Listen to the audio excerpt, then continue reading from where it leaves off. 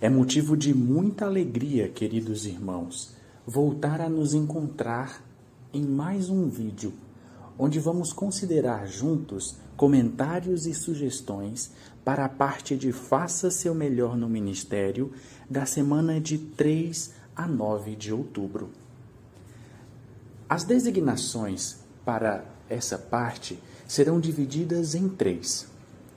Na primeira, temos a consideração de um vídeo.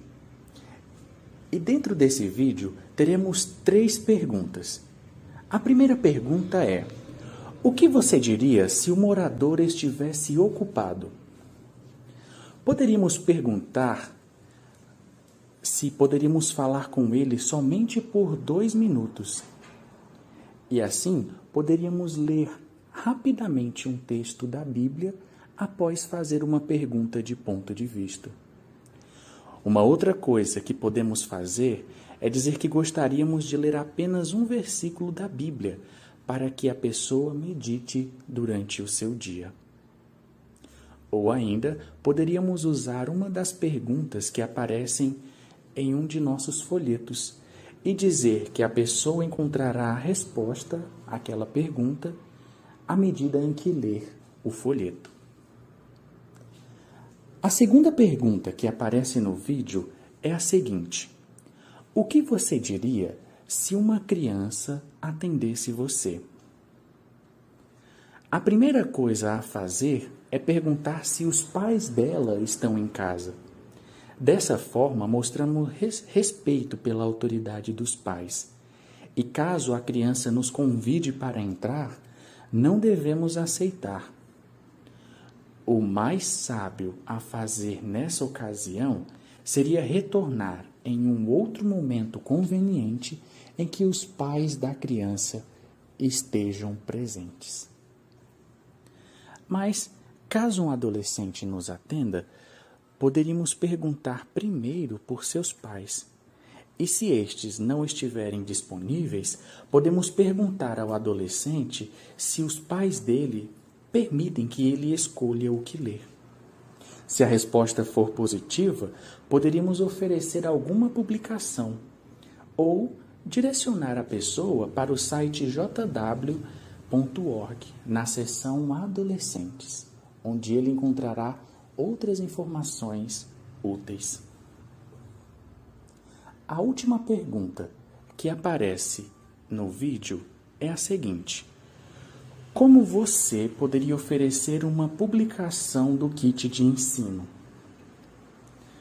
Primeiro, poderíamos lhe dizer que muitas pessoas deixam de ler a Bíblia porque elas acham que a Bíblia é um livro muito grande e difícil de entender. E logo depois, poderíamos dizer que temos uma publicação que torna mais fácil o estudo e o entendimento da Bíblia.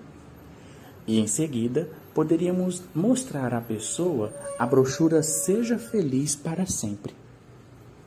Concluindo ao dizer que em 3 lições a pessoa aprenderia importantes considerações de que a Bíblia pode mudar a sua vida.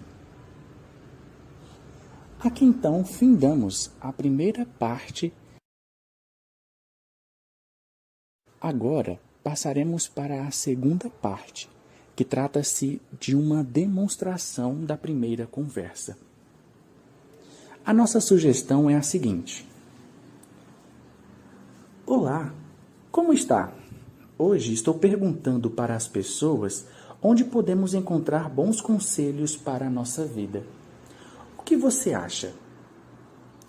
Eu costumo perguntar aos meus pais e amigos achegados quando realmente não sei o que fazer. Interessante. Nossos pais e amigos com certeza podem nos ajudar. Mas a Bíblia é um livro cheio de conhecimento e ela nos dá uma ideia do que podemos fazer. Inclusive, o texto que eu estou mostrando para as pessoas hoje dá uma ideia disso. Aqui em 2 Timóteo, no capítulo 3, versículos 16 e 17, que dizem: Toda a Escritura é inspirada por Deus e proveitosa para ensinar, para repreender, para endireitar as coisas, para disciplinar em justiça, a fim de que o homem de Deus seja plenamente competente, completamente equipado para toda boa obra. Você percebeu como toda a Escritura, ou seja, a Bíblia, pode nos ajudar? Sim, aí disse que fala em ensinar o que não sabemos e endireitar o que fazemos errado. Muito bem. E com ela nós podemos estar equipados para quê mesmo? Para toda boa obra. Então, vemos aqui que a Bíblia pode nos ajudar a ser pessoas melhores. Por exemplo, como podemos lidar com problemas econômicos? Como podemos resolver problemas na família? E como podemos ser pessoas mais felizes? A Bíblia fala de todos esses assuntos. E olha, eu achava que se tratava apenas de um livro de religião. Eu entendo. E muitas pessoas não sabem que a Bíblia tem ajudas tão práticas para a nossa vida. Eu gostaria de voltar na próxima semana e responder para você por que nós podemos acreditar no que a Bíblia diz, nesses conselhos e orientações que recebemos desse livro tão antigo. Pode ser? Claro, você pode voltar sim. Eu gostei muito de aprender sobre esse assunto e vou estar te esperando. Essa foi a sugestão que preparamos para a primeira. Agora, passaremos no ministério. Nessa semana, teremos um discurso a ser feito por um irmão. Um discurso de 5 minutos com o tema: o que aprendemos com o exemplo da viúva de Sarefá? A sugestão que preparamos é a seguinte: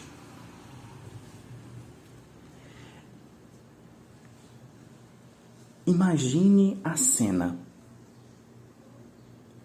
Uma viúva pobre abraça o seu filho e não consegue acreditar no que está vendo. Pouco antes, ela havia abraçado carinhosamente o corpo sem vida de seu filho. Mas agora ela olha emocionada para o seu filho ressuscitado, que sorri para ela. Ela escuta então de seu hóspede: veja, seu filho está vivo. Que lindas palavras, não é mesmo? Realmente essa ocasião deve ter sido algo maravilhoso de ser presenciado. E esse evento ocorreu há quase 3.000 anos. O hóspede na casa da viúva era o profeta Elias. E a mãe? Uma viúva da cidade de Sarefá, de quem a Bíblia não menciona o nome. Para essa mulher, a ressurreição do seu filho foi um dos momentos que mais fortaleceram a sua fé. Mas durante esse discurso, nós vamos nos concentrar em algumas lições importantes que podemos aprender da fé dessa viúva.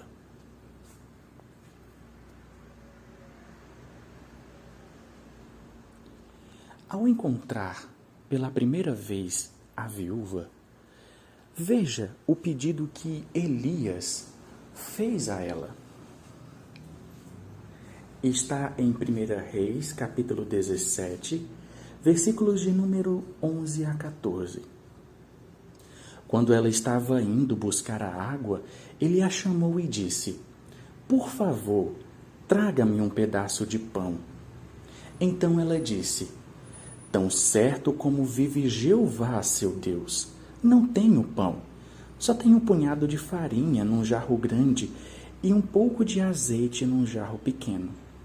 Estou ajuntando uns gravetos e vou para casa fazer algo para mim e meu filho. Vamos comer e depois morrer. Pense bem no que Elias havia pedido à viúva. Por ordem de Jeová, Elias havia ido até essa viúva e Jeová havia garantido que não faltaria alimentos para Elias e para a família daquela viúva. Mas até então, ela não sabia. Ela havia acabado de dizer que só tinha o suficiente para uma última refeição, antes que ela e seu filho morressem de fome. Mas ao ouvir o pedido de Elias, o que será que se passou em sua mente? Abrir mão de nossa última refeição? Nem pensar, talvez alguns diriam. Mas essa viúva não reagiu assim. Apesar de não conhecer bem a Jeová, ela acreditou no que Elias disse e fez o que ele pediu. Uma enorme prova de fé. E como ela foi sábia ao tomar essa decisão. Sabe por quê? Porque Jeová não abandonou aquela viúva pobre. Assim como Elias prometeu, Jeová multiplicou aqueles poucos mantimentos para que ela, seu filho e Elias tivessem o que comer até que a seca passasse.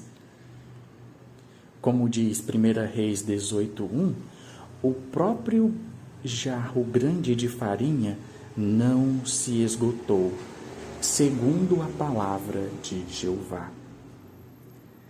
Se aquela mulher tivesse tomado outra decisão, talvez o pequeno pão redondo feito com aquela farinha e o azeite poderia ter sido sua última refeição. O que então podemos aprender com esse relato? Aprendemos que Jeová abençoa os que mostram fé nele. Então, se demonstrarmos fé quando a nossa integridade for provada, Jeová vai cuidar de nós. Sim, ele será o nosso provisor, protetor e amigo. E também vai nos ajudar a lidar com diferentes situações e provações de nossa vida. Assim, que toda vez que enfrentarmos uma provação, tenhamos a determinação de buscar a orientação de Jeová contida na Bíblia. Daí que, assim como a viúva, possamos agir com fé de acordo com a orientação de Jeová, mesmo que seja algo difícil de seguir. Com certeza, seremos abençoados se confiarmos em Jeová de todo o nosso coração. De fato, aprendemos muito com o exemplo de fé daquela viúva que, mesmo não conhecendo tão bem a Jeová, demonstrou uma fé muito grande e foi abençoada, não só com comida, mas também com a ressurreição de seu filho que veio a ficar doente e morrer. Que ao passarmos por dificuldades, confiemos em Jeová. Fortaleçamos então agora a nossa fé para enfrentar as provas à frente. E que, assim como a viúva, possamos receber as bênçãos de Jeová no futuro, por termos sido obedientes agora e no futuro termos a vida eterna no novo mundo de Deus.